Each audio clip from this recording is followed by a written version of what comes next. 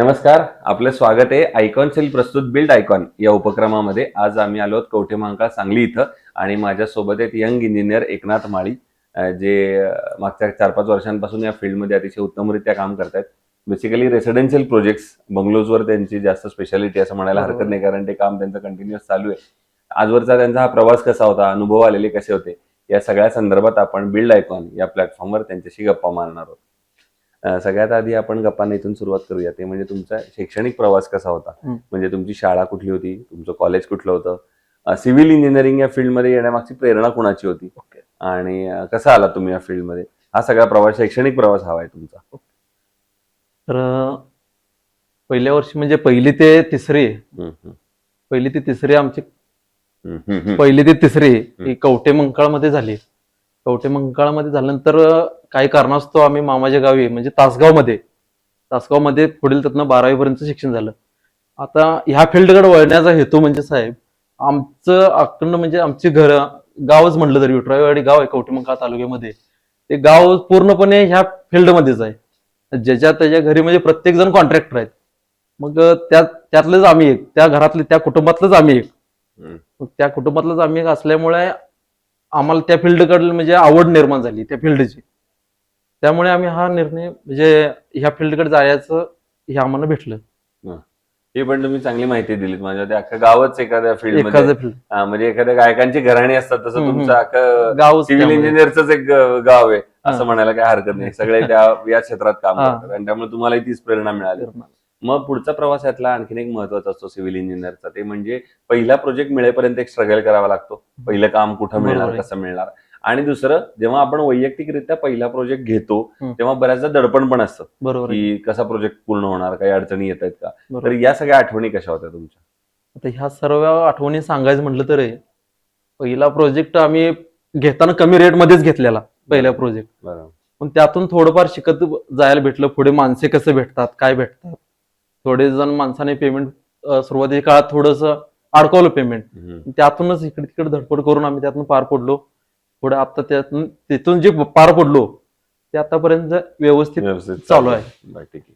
दुसरं, या क्षेत्रातल्या आता काही प्रश्नांकडे येऊया. त्यातला पहिला प्रश्न असा आहे की या क्षेत्रामध्ये अकुशल कामगार किंवा अनस्किल्ड लेबरचं पर्सेंटेज फार जास्त आहे आणि अशा लोकांबरोबर काम करणं बऱ्याचदा धोकादायक सुद्धा ठरू शकतं. तर तुम्ही कशी ती परिस्थिती हाताळता? तर सांगायचं म्हटलं तर आमचे वडील पण याच क्षेत्रामध्ये आहेत. जसं की म्हणजे पहिले ते कॉन्ट्रॅक्टर आहेत जुने. ते कॉन्ट्रॅक्टर असल्यामुळेच मी सिव्हिल ट्रेड चॉईस केला. बरोबर. आमचे वडील असल्यामुळे प्रॉपर आमचे वडील शक्यतो जास्त त्या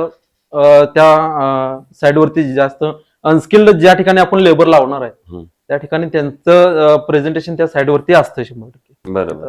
त्यामुळे तसं काय विषय होत नाही. बरोबर. दुसरं, रेसिडेन्शियल मध्ये काम करताना तुम्ही एक डायलॉग कायम कस्टमरकडनं ऐकला असेल, ते म्हणजे आमचं बजेट थोडं कमी आहे आणि एवढ्याच बजेटमध्ये बसवून द्या.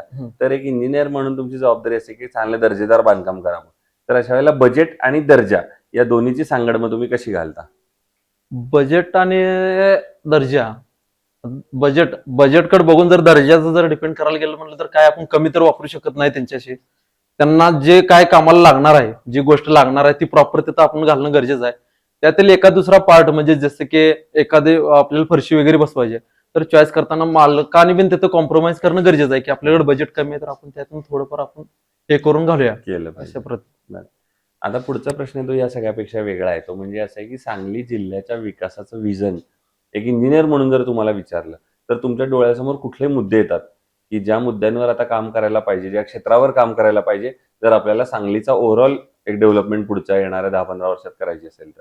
त्याबद्दल सर काय जास्त आयडिया काय नाही आपल्याला. नाही, एक तरुण आणि एक इंजिनियर म्हणून आम्हाला अशी अपेक्षा आहे की तुम्हाला काय वाटतं, सांगली जिल्ह्याचा जर विकास व्हायचा असेल तर कुठली क्षेत्र आहेत, कुठं कुठं काम करायला पाहिजे? पुण्या मुंबई सारखी तुम्ही शहरं बघितलेली तर बऱ्याचदा, तर तेच आपल्या शहरात जर हवं असेल तर काय वाटतं? जे पुण्या मुंबईला जे माणसं म्हणजे इथून जे आमच्या इथून जे जातात आमचे मित्र जे वगैरे इकडे तिकडे, ते ज्या कंपनीसाठी तिकडे जातात तीच कंपनी जर ह्या भागात जर ही झाली म्हणजे एखादी कंपनी छोटीशी त्या लेवलची राहते पण एखादी छोटीशी जरी झाली तरी पण इकडला भाग असा डेव्हलप होऊ शकतो. वा, हे फार महत्वाचं आहे. हेच तुमच्याकडनं आम्हाला अपेक्षित आहे, असं की अशा जरी कंपन्यात जर इथं आला तर इथली गावं रिकामी होणार नाहीत आणि ती शहराकडे स्थलांतरित होणार नाही. पण मग त्या कंपन्या आणण्यासाठी सरकारनं काय पावलं उचलली पाहिजेत असं तुम्हाला वाटतं? सरकारनं पावलं उचललीच पाहिजे. ते आता आमच्या इथे एक MIDC म्हणून मंजूर झाल्या, पण त्यात हम्म. अजून काही हे नाही, 100% अजून त्यात काही हे झालं नाही. हम्म, पण सरकार आता करेल प्रयत्न पुढे जाऊन बरोबर. भविष्यात. बरोबर. दुसरं आतापर्यंत काम केलेल्यापैकी एखादा अशी साईट आठवते का की जो काम करताना काहीतरी अडचणी आल्या, समस्या आल्या आणि त्या आव्हानावर तुम्ही कशी मात केलीत? असा एखादा प्रसंग? होय, तसं भरपूर वेळा झालेला आहे. हम्म. त्यातील सांगायचं झालं तरी पण काय तर भरपूर हे आहेत साहेब. हा, म्हणजे कधी ब्लॅक कॉटन सॉइलचा प्रॉब्लेम असेल, कधी कामगारांचा असेल, कामगारांचा कधी असेल. टेक्नॉलॉजीचा असेल, तर असा कुठला एखादा प्रॉब्लेम सांगू शकाल का? आता आमच्या इथे टेक्नॉलॉजी म्हणण्यापेक्षा कामगारांचा जास्त प्रॉब्लेम आहे. हम्म. कामगारांना कसं आहे, आज आपण कामगारांना जास्त काही बोलू शकत नाही. कामगार ज्या पद्धतीनं आपल्याला बोलतंय, म्हणजे ज्या पद्धतीनं कामगारांना काम पाहिजे त्या पद्धतीनं लावावं लागते. समजा ह्या ठिकाणी एक वेगळं काम आहे, हे जर काम त्याला हेवी वाटलं तर तो ह्या कामावर न जाता ते दुसऱ्या कामावरती जातो. मला तेच काम पाहिजे, नसेल तर मी असं. तर कामगारांचा इश्यू जास्त आहे. जास्त आहे, बरोबर. दुसरं, कन्स्ट्रक्शन मध्ये जेव्हा स्टील निवडण्याची वेळ येते तेव्हा तुम्ही काय पॅरामीटर्स बघता आणि ठरवता की हे स्टील चांगलं आहे, हे वापरलं पाहिजे? डक्टॅलिटी डक्टॅलिटी. ओके. त्याची. नंतर दुसरं बघायला गेलं तरी आता जी मार्केटला जी चालू आहेत, म्हणजे कस्टमरच्या ह्याच्यावरती पण थोडंसं डिपेंड असते. आपण जास्त हो. सांगण्यापेक्षा कस्टमर जे म्हणते ते आपण ते करावं वापरतो लागतं. त्यामध्ये. बरोबर आहे. दुसरं, आयकॉन स्टील तुम्ही यापूर्वी कधी वापरलंय का? हा, एक 2-3 साईड वरती आता युज केले. बरं, कसा आहे तुमचा अनुभव आणि प्रोडक्ट आणि सर्व्हिस म्हणून पण? छान आहे. तसं म्हणजे भेटते आम्हाला, अवेलेबल होते सडनली ओके. आणि वापरलेच. आता कस्टमरची पण जे काय क्लायंट आहेत त्यांची पण रिक्वायरमेंट आहे की आयकॉन आयकॉन वापरावी अशी. वा. आणि आता अगदी शेवटचा प्रश्न ते म्हणजे या फील्डमध्ये आता जे फ्रेशर्स येतात, इंजिनियर्स येतात, नवीन ज्युनियर्स येतात तुमचे, ज्यांचं पहिलं पाऊल या क्षेत्रात आता पडणार आहे, तर त्यांना एक सिनियर म्हणून तुम्ही काय सल्ला द्याल या क्षेत्रात येण्यापूर्वी? पहिल्यांदा त्यांनी सांगायचं म्हटलं तरी पहिल्यांदा त्यांनी सगळी ह्याची माहिती घेतली पाहिजे. कोणाकडे तरी जाऊन एकदा सुपरविजन करणं गरजेचं आहे. त्या गोष्टी म्हणजे जाऊन काय लेवल, कसं लेबर हँडल करायचे, कसे कामाचं हे येईल, ते सर्व त्यांना हँडल करणं फार गरजेचं आहे मला वाटतंय असं.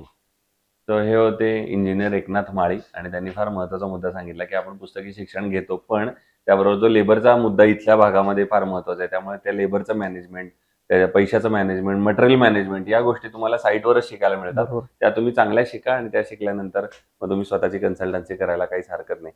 पुन्हा एकदा आपले मनापासून आभार धन्यवाद. आणि भविष्यात सुद्धा अशाच आयकॉनिक प्रोजेक्टची निर्मिती तुमच्या हातून घडावी याच आयकॉन स्टील तर्फे मनपूर्वक शुभेच्छा. धन्यवाद.